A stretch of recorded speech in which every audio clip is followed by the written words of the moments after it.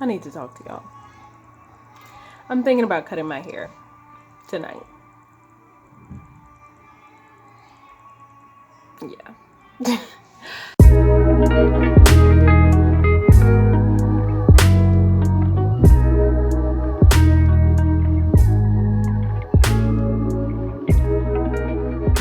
So there's a lot that we need to chat about, y'all. Like I said, I'm pretty sure, I'm certain at this point that I need to cut my hair. Right now it's actually kind of cute. It's in a like a nappy roller set. I don't know. I'll show you on the channel how I stretch it out. I'll do actually a video on it, but it's pretty simple. And it's a great way to stretch your hair, especially if it's low porosity, to stretch it before you style it. It just turns out a lot better, trust me. So we're gonna get into all that. But I want to talk to y'all today about postpartum shedding, my experience with postpartum shedding, and then why I want to cut my hair. So we're gonna get into the nitty-gritty in this video. Strap your seatbelts. So I have some notes right here, but postpartum shedding, I want to first kind of start by telling you what postpartum shedding is, so we can be on the same page. So when we vibe, we can really vibe. You know what I mean? Postpartum shedding is when you are pregnant, and then after you have your beautiful baby, all your hair falls out. Yes, that's true. So postpartum shedding, let me just give y'all some facts, okay? Postpartum shedding is basically when all of your hairs reach a certain growth phase. I have lipstick on my thumb. And it all reaches that growth phase, that phase at the same time, and then a lot of it, a bigger percentage than normal, falls out. So all hair has two phases. It has the anagen phase, which is the growth phase, and the telogen phase.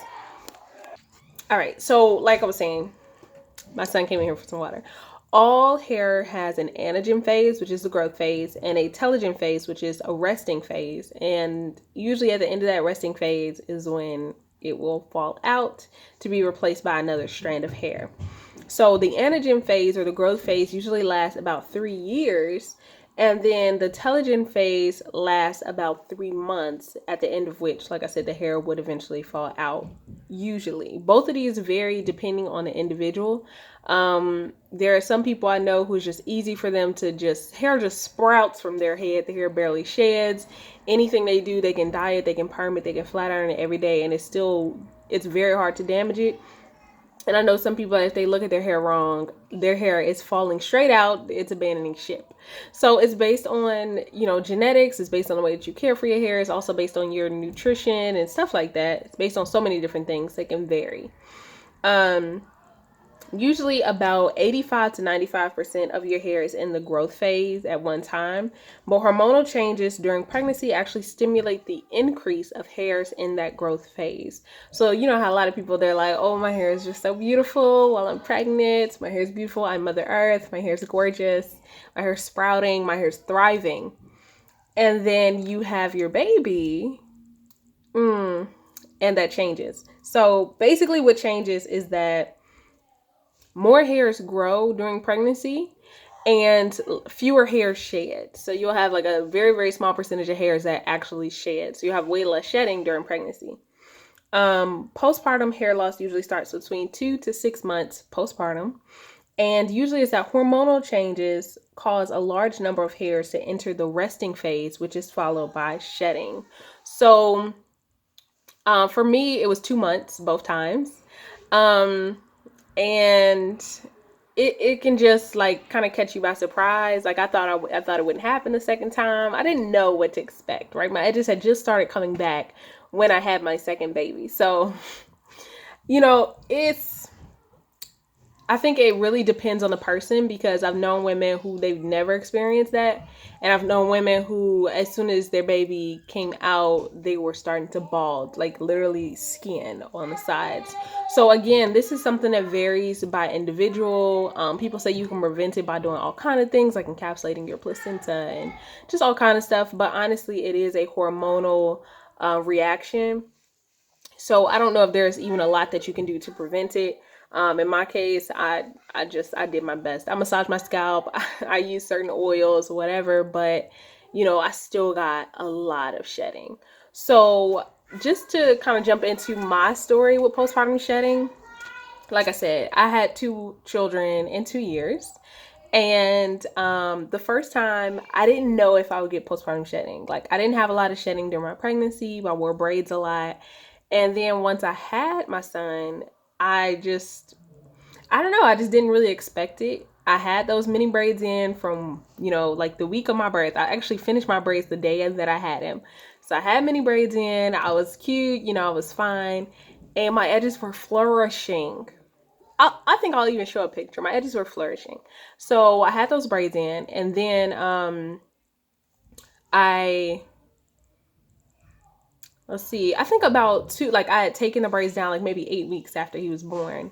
So I go to take them down, and I'm like, oh, a lot of hair is coming out, and I'm like taking my hair down, just using my fingers, and I just had balls of hair just sitting around the areas where I was taking down my hair. So I had a ball of hair on my desk, a ball of hair on my bed, a ball of like it was hair everywhere. And I'm like, okay, usually one of these balls is the amount that my hair would usually shed in this takedown process. And my hair shed like maybe 3 of those big balls before even washing.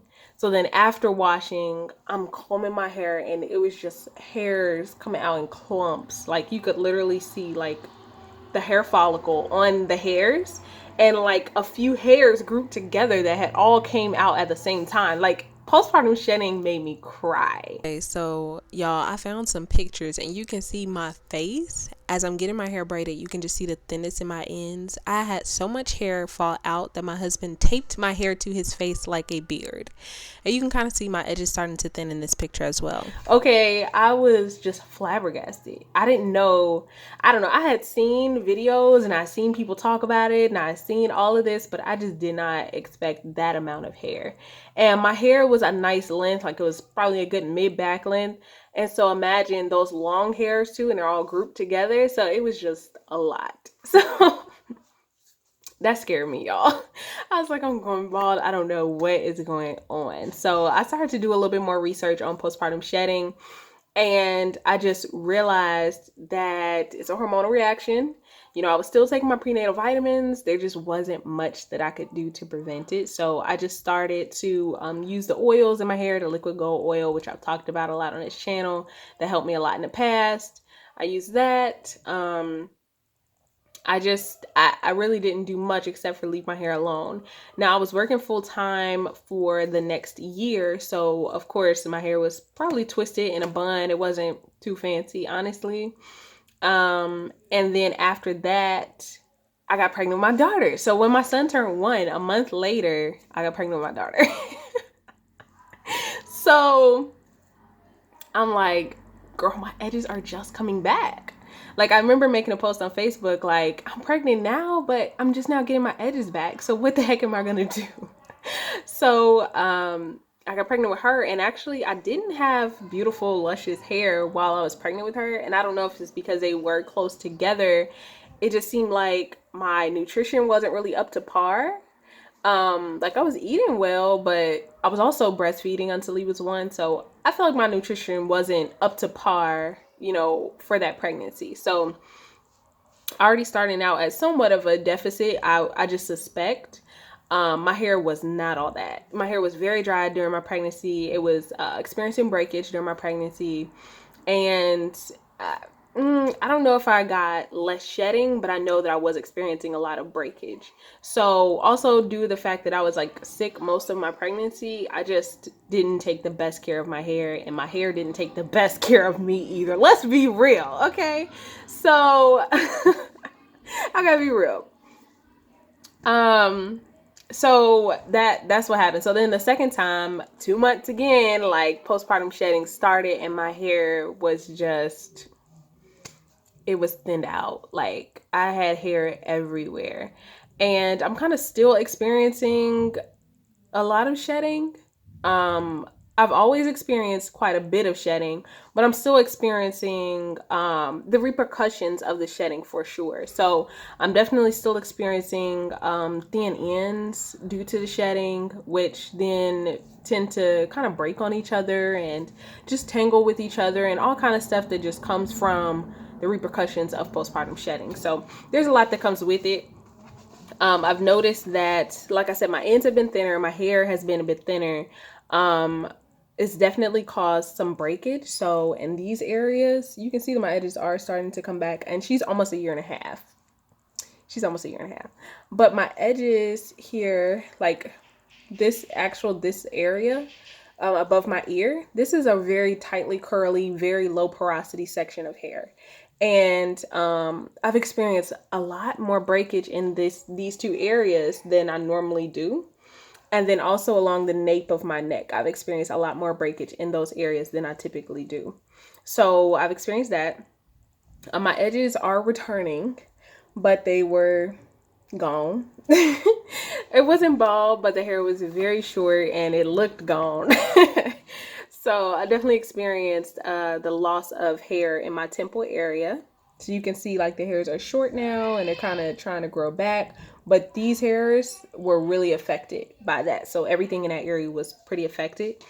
Um, and then also, I noticed that my hair was just harder to style in general. One, because of all the shed hair, but two, just because it's uneven. It's a lot more uneven now. So, like with this style, my hair is pretty stretched in all areas. So, it's a little bit easier. So, this is probably just going to be my regimen going forward for right now.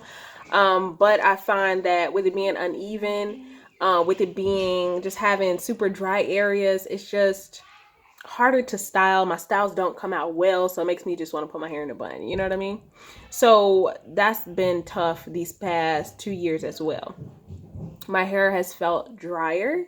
And so you've seen me experimenting with the maximum hydration method. I am planning to do like a full consecutive 7 days to see how that works with me actually reaching maximum hydration in my hair.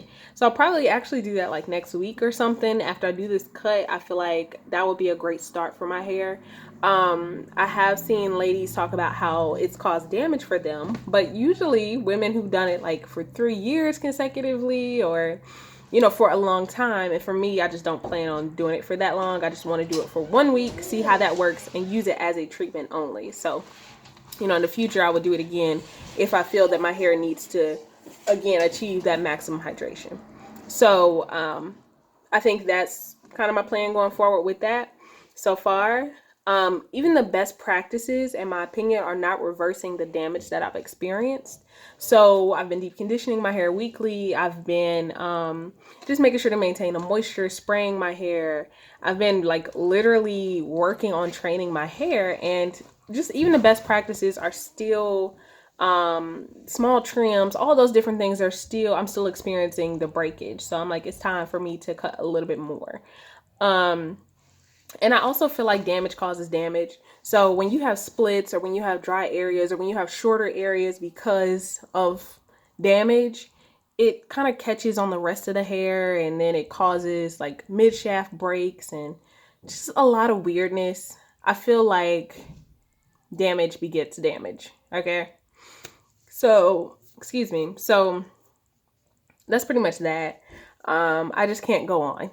I'm being dramatic, but honestly, I can't just keep trying to zhuzh up my hair ends. My ends are thin. My hair is struggling. Like, so I want to show y'all how my hair looks. It actually looks pretty good today.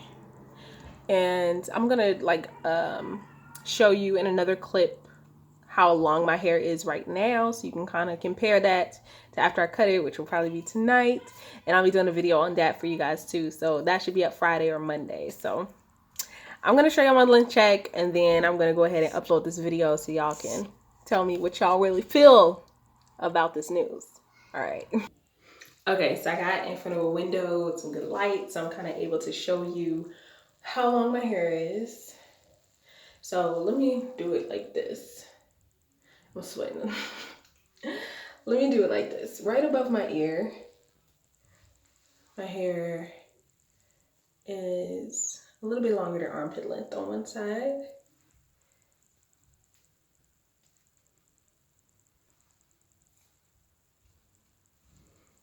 And about the same on the other.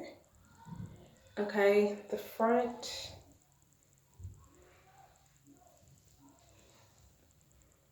pretty long. So it comes down almost like to the bottom of my bra if this was all stretched out. Okay, let me show you the back.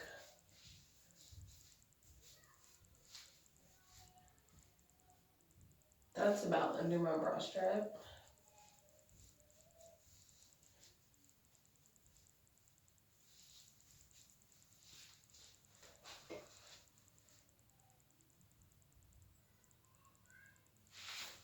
So that's how long my hair is. Like I said, I have experienced a lot of breakage in the past few months. My hair was literally like maybe like right here. And I was starting to get excited because it's getting close to the top of my pants, but it's literally like, it's just not thriving. So it's time. And y'all see the next step and what it actually looks like. I plan to cut, let me just show you kind of. I plan to cut everything to, I don't know. I plan to cut everything to probably about a few inches. So maybe about here, just like to where the thickness starts to taper off is where I probably just cut it. So y'all see that in the next video. Peace, y'all. Make sure to subscribe for more uploads so you don't miss this cut, because I'm very excited. I haven't done this in years, and I'm just ready to start off on the right foot with my hair. So peace, y'all.